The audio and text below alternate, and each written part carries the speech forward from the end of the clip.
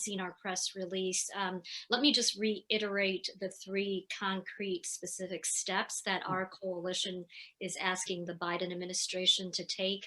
Number one is to reinstate the Justice Department's lawsuit against Yale University for engaging in practices that of racial preferences and other racist policies that reduce the number of Asian American students in undergraduate admissions. And we also asked the administration to denounce racial preferences in general. Our second request is for the administration to condemn, prosecute, and properly identify all attackers of Asian Americans. So this means not just holding them. It means two things. One, it means being honest about who the attackers are, regardless of their race, and even if it's politically inconvenienced. Number two is holding them accountable to the fullest extent of the law.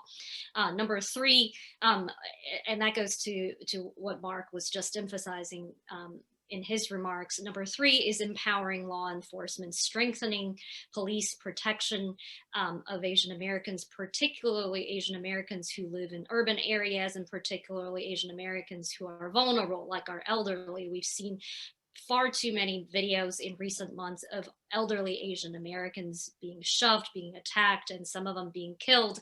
Sometimes these are crimes that are committed with a profit motive. For instance, there is a Mr. Pak Ho, who was 75 and who died in Oakland's Lake Merritt area after he was robbed. He was beaten.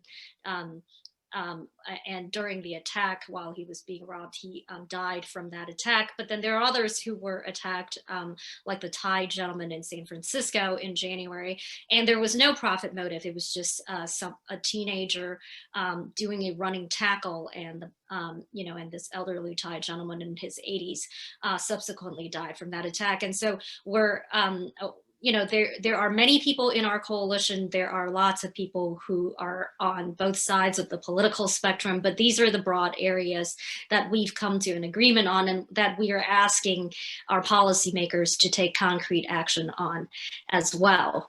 Now, so